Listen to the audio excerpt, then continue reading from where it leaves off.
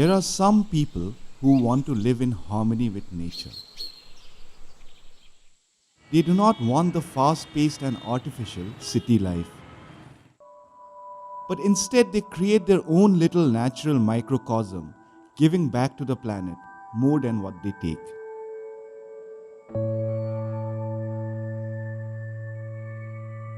We caught up with a couple from Kannur in Kerala who are living their dream, a dream of living naturally, away from the humdrum of the city.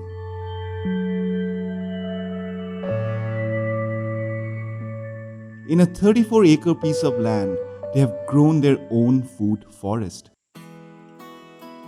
They live in a tiny house made of earth, which is powered with solar energy and biogas. Meet Hari and Asha, a couple who built this micro-paradise called Nanavu. പ്രകൃതി സൗഹൃദമായി എങ്ങനെ ജീവിക്കാമെന്നുള്ള ഒരു പരീക്ഷണത്തിലാണ് ഞങ്ങൾ. കഴിഞ്ഞ ഒരു 10-25 വർഷമായി ഈ രീതിയിൽ ജീവിച്ചു പോകുന്നു. എത്രമാത്രം ഊർജം കുറച്ച് ജീവിക്കാമെന്നുള്ളതാണ് ഞങ്ങളുടെ ഒരു കൺസെപ്റ്റ്. അതേപോലെ തന്നെ പ്രകൃതി സൗഹൃദമായി ജീവിക്കുക, യാതൊരുവിധ കടന്നാക്രമണം നടത്താതെ ഇടപെടലില്ലാതെ ജീവിക്കുക എന്നുള്ളതാണ്.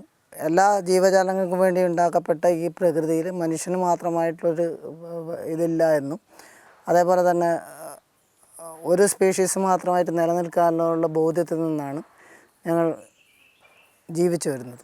Hari and Asha tied the knot in 2007. Hari is a former employee of the local water authority in Kannur, and Asha is part of a community that helps farmers practice natural farming. It was Asha's dream to live in a house made of mud inside a forest. കുട്ടിക്കാലം മുതലുള്ള എൻ്റെ ആഗ്രഹമായിരുന്നു ഒരു കാടുണ്ടാക്കുക എന്നും കാടിന് നടുവിൽ പ്രതിക്കിണങ്ങിയ ഒരു ചെറിയ വീട് വെച്ച് ജീവിക്കുക എന്നതും. ഞാൻ കോളേജ് വിദ്യാർത്ഥിനിയായിരുന്നപ്പോൾ എൻ്റെ പ്രൊഫസറായിരുന്നു ജോൺസി ജേക്കബ്. അദ്ദേഹം പറഞ്ഞു, വീടുണ്ടാക്കുന്നത് ഏറ്റവും പ്രകൃതിക്കിണങ്ങിയതായിരിക്കണം, മണ്ണിൻ്റെ വീട് ഏറ്റവും നല്ലതാണെന്ന് പറഞ്ഞു വന്നിരുന്നു. അന്ന് മുതൽ ഒരു 80കളിൽ മുതൽ എൻ്റെ ആഗ്രഹമായിരുന്നു ഒരു വീടുണ്ടാക്കണമെന്ന കാര്യം. കല്യാണം കഴിഞ്ഞ ശേഷം ഹരിയെ കൂടെ കിട്ടിയപ്പോഴാണ് എനിക്ക് എൻ്റെ സ്വപ്നം സഫലീകരിക്കാൻ സാധിച്ചത്.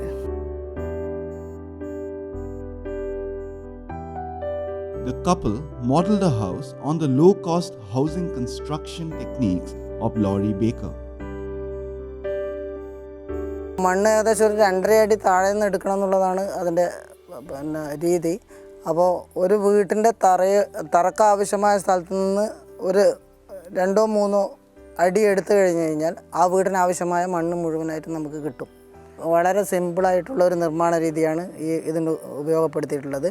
കാരണം മണ്ണ് എടുത്ത് ചവിട്ടി കൂട്ടി ഒരു 5-6 പ്രാവശ്യം ചവിട്ടി കൂട്ടുകയും മറച്ചിട്ട് ചവിട്ടി കൂട്ടുകയും അത് എന്നിട്ടൊരു 10 ദിവസത്തോളം അത് പുളിക്കാൻ വേണ്ടിയിട്ട് വെക്കുകയും ചെയ്യും, ഒരു കൂന. അപ്പോൾ അതിൻ്റെ ചെതലിൻ്റെ മുട്ടയൊക്കെ നശിക്കാൻ വേണ്ടി ഒരു വലിയ മൺകൂനക്ക് ഒരു ചട്ടി എന്ന കണക്കിൽ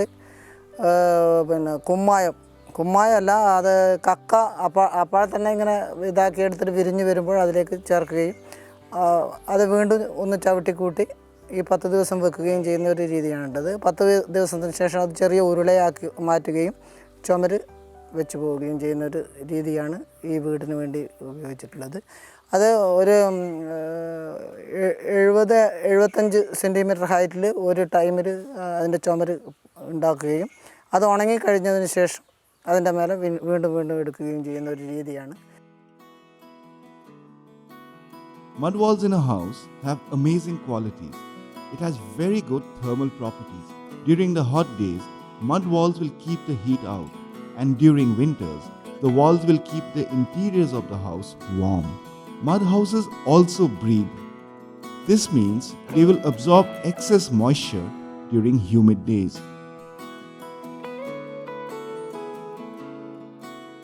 9 വർഷമായി നമ്മൾ ഇവിടെ താമസിക്കുന്നു. ഒരു ഫാനോ മറ്റുള്ള കൂളറുകളോ ഉപയോഗിക്കേണ്ടി വന്നിട്ടില്ല. അതിനാൽ തന്നെ നമ്മൾ ഈ ഊർജം വളരെ കുറച്ച് മാത്രമേ ഉപയോഗിക്കേണ്ട ആവശ്യം വരുന്നുള്ളൂ. The couple does not use more than 4 units of electricity in a month. This is less than what a middle-class household in a city will use in a day. 9 years ago, the couple spent ₹4 lakh to construct this house. Most of this was labor cost. മണ്ണ് ഇവിടെ നിന്ന് എടുത്തു. അതേപോലെ ഈ മരങ്ങൾ ഇവിടെ ഉണ്ടായിരുന്നു. നമ്മളൊരു 10-20 വർഷമായിട്ട് ഉണ്ടാക്കി കേട്ട മരങ്ങൾ, തെങ്ങ്, ഇതൊക്കെ കുറേ മുമ്പേ ഉള്ള നല്ല തെങ്ങുണ്ടായിരുന്നു. അപ്പോൾ ആ തടിമരങ്ങളൊക്കെ ഈ പറമ്പിൽ നിന്ന് തന്നെയാണ് കിട്ടിയത്. Locally made terracotta tiles were used on the floor and the roof, and clay-based pigments called ochre were used as paint.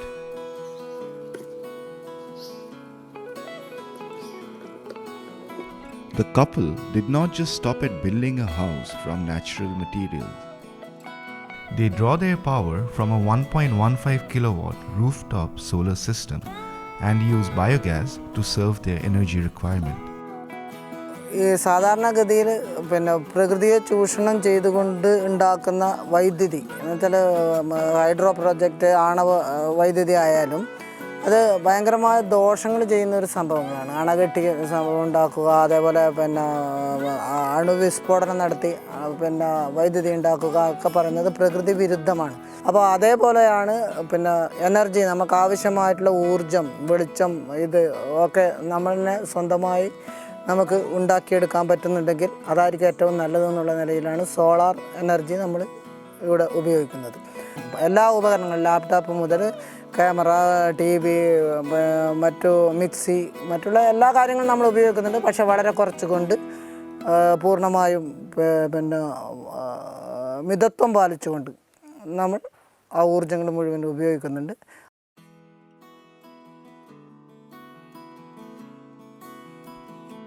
Their energy frugality can be gauged by the fact that the house does not have a refrigerator. Instead, food is preserved using an earthen container built into the floor of the kitchen. ഇത് ഞങ്ങൾ ഉപയോഗിക്കുന്ന സ്വാഭാവിക കൂളറാണ്. ഒരു ഫ്രിഡ്ജിൻ്റെ കുറച്ച് effect കിട്ടുന്നൊരു സംഭവമാണ് കാര്യം. ഇതിന് ചുറ്റുമൊരു ഇഷ്ടികേണ്ട ഒരു ലെയർ കെട്ടിയിട്ടുണ്ട്. പിന്നെ അതിൽ പൂഴി നിറച്ചിട്ടുണ്ട്. നടുക്കൊരു വലിയ മൺപാത്രമാണ്. ഇതിൽ ഈ പൂഴി നനയ്ക്കുമ്പോൾ ആ നനവ് ഉള്ളിലേക്ക് കയറിയിട്ട് നല്ലൊരു തണുപ്പ് അകത്തുണ്ടാകും. ഇതിനകത്ത് ഏകദേശം 10 ഡിഗ്രി വരെ താപനില നിൽക്കുന്നതുകൊണ്ട് നമുക്ക് സാധനം കേടുകൂടാതെ നിൽക്കും എന്ന് മാത്രമല്ല അതിൻ്റെ പോഷകങ്ങളൊന്നും നഷ്ടപ്പെടുകയും ചെയ്യില്ല. ഇതിൽ മണ്ണിൻ്റെ ഈർപ്പം എപ്പോഴും നമ്മൾ നിലനിർത്തേണ്ട ആവശ്യമുണ്ട്. ഈർപ്പമില്ലെങ്കിൽ തണുപ്പുണ്ടാവില്ല. അതിനായിട്ട് നമ്മൾ നോക്കിയിട്ട് മണ്ണ് ഡ്രൈ ആകുമ്പോഴൊക്കെ നനച്ചു കൊടുക്കണം.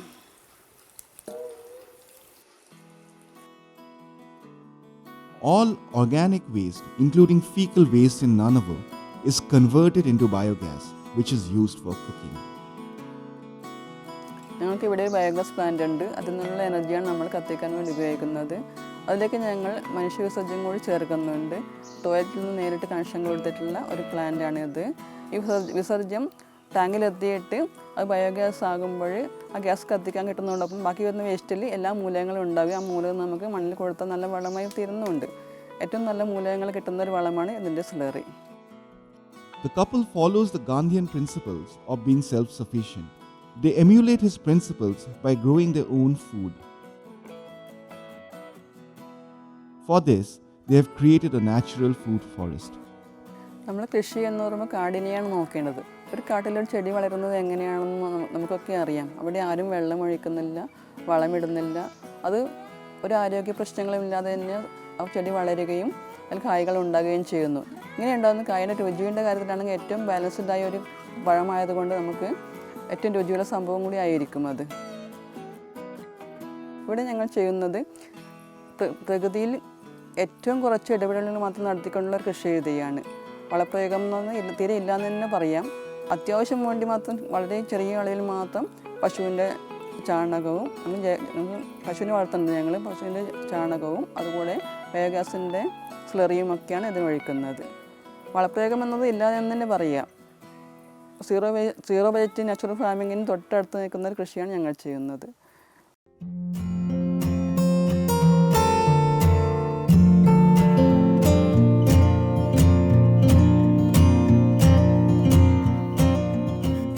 ഞങ്ങളിവിടെ പ്രകൃതിക്കിണങ്ങിയ ഒരു വീടും ഒരു കൊച്ചു കാടും അതുപോലെ ജൈവ കൃഷിയുമൊക്കെയായി ജീവിക്കുമ്പോൾ ഞങ്ങൾക്ക് ഏറ്റവും ആനന്ദം നിറഞ്ഞ ജീവിതമാണ് ഇപ്പോഴുള്ളത്. മനുഷ്യന് ഈ ആർത്തി, പണത്തോടും സ്ഥാനമാനങ്ങളോടും ആർത്തി കൂടുമ്പോഴാണ് അവന് മനുഷ്യനല്ലാതായി മാറുകയാണ്. വെച്ചാൽ കൂടുതൽ നേടണം, സ്ഥാനം നേടണം, പണം നേടണം, മറ്റേതാണ് വലിയ ബംഗ്ലാവ്, കാറ്, പിന്നെ അത് ഇത് നേടുക. അങ്ങനെ ഒരു ജീവിതത്തിൽ പായം സംഭവിക്കുന്നത് എന്താ വെച്ചാൽ മനുഷ്യൻ്റെ ആരോഗ്യവും പോവും, ജീവിതത്തിന് സന്തോഷവും പോകും. എങ്ങനെയെല്ലാം കൂടി ജീവിച്ചിട്ട് അവസാനം കുറേ അസുഖവും ഒക്കെ ആയിട്ട് വലിയ പൈസ മുഴുവൻ അങ്ങ് ചിലവഴിച്ചിട്ട് അങ്ങനെ ചത്തു പോകുന്ന ജീവിതങ്ങൾ എല്ലാവർക്കും ഉള്ളത്. ഞങ്ങളെ സംബന്ധിച്ചാണെങ്കിൽ ഞങ്ങൾ എല്ലാ നിമിഷവും ജീവിക്കുകയാണ്. നമ്മൾ ഒരു നിമിഷം പാഴാക്കി പോകുന്നില്ല. ഒരു കുരുവിയുടെ പാട്ട് കേൾക്കുക, ഇവിടെ കുളിക്കുന്ന ഒരു പക്ഷിയെ നോക്കിയിരിക്കുക, അല്ലെങ്കിൽ പൂമ്പാറ്റയുടെ പറക്കൽ നോക്കിയിരിക്കുക, അങ്ങനെയാണ് നോക്കുമ്പോൾ നമുക്ക് സ്വർഗീയമായ ജീവിതം നമുക്ക് ഇവിടെ ഉള്ളത്. എല്ലാ മനുഷ്യരും ഇതിലേക്ക് ഇങ്ങനെ വന്നിരുന്നെങ്കിൽ എല്ലാവരുടെ ജീവിതവും ഭൂമി തന്നെ സ്വർഗമായി മാറും.